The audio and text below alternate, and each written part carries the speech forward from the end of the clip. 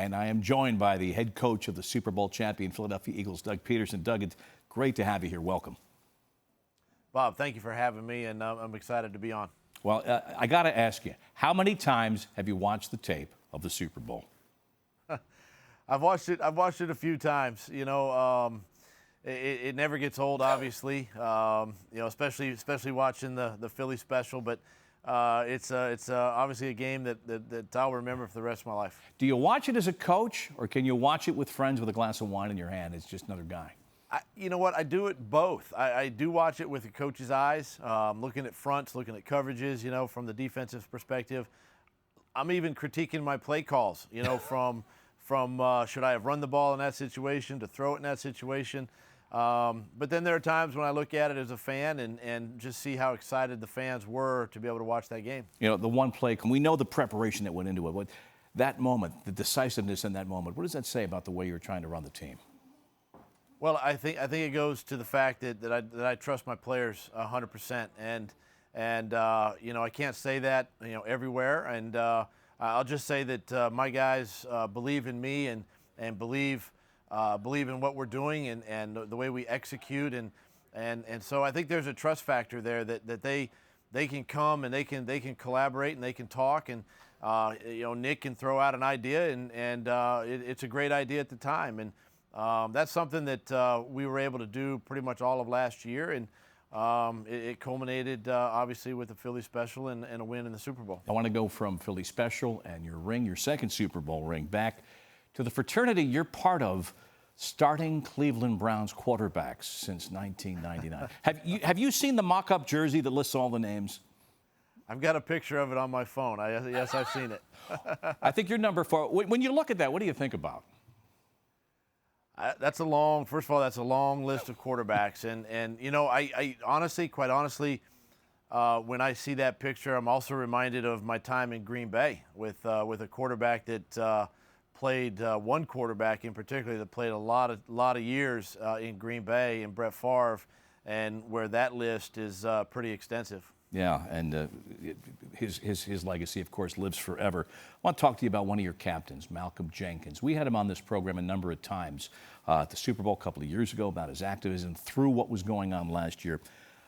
Talk about this gentleman, and he was in here 3 days after the parade, and I asked him how he balanced playing a Super Bowl caliber and winning season with what he was doing with his activism. I mean, meeting with the commissioner, organizing the player activism, and what kind of a guy he is in your eyes.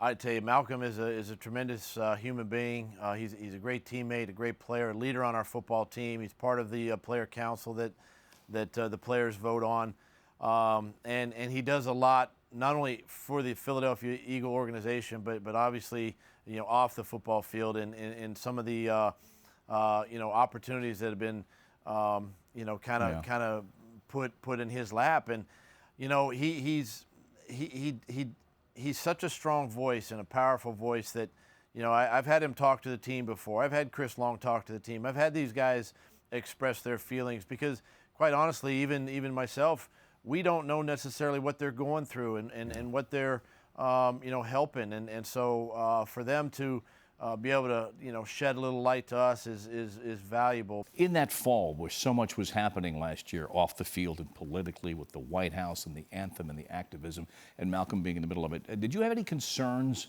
about the impact just not team cohesiveness, but maybe focus? You know, I really didn't, and I think it goes back to our communication process, you know, and obviously it starts with me and how I communicate with the team, but allowing these guys, these players to talk to the team and to the organization, and just kind of keeping everybody abreast of their feelings and their thoughts, and it never became, you know, divisive. It never became a subject of you know, anything that was going to split the team or divide the team. Never once we got to that, and I think it's because of our communication process. I want to talk to you about your coaching. You say in your book you've warmed a little bit by bit, to analytics. So how have you approached this? What was your former attitude about it, and how have you warmed to them? Well, I think you you take from it what you want to take from it, and you know, it's just like I talk to the players. You put in a half an effort, you're going to get half an effort out. So I put in, 100% into it, but I take out what I want to take out and use what I need to use in situational football, during games, also with players, sometimes the way we practice or a way a player is practicing and being able to use it that way as well. But, for me, it's relatively new for me, but at the same time, it's something that, I've embraced and it has really helped me make manageable decisions during games when quite frankly, they're tough decisions to make. The book is entitled Fearless. Who in your life do you believe has been most responsible for instilling that into your character? I'd honestly have to say my parents. My parents, obviously growing up and my mom, she was a stay-at-home mom. My dad worked and just, providing for us and having that type of fearless mentality that they would do anything for us and nothing was going to kind of stand in their way and just really provide and love us like parents do and like my wife and I love our parents and so I think from an early age that was, and of course my dad coached me as a a young football player and a baseball player growing up, so I think all part of that is the reason that I think a little bit of me has that fearless factor to do the things I'm doing today. And proving you can change history in 2 seconds. I cite it often as decisiveness in the moment.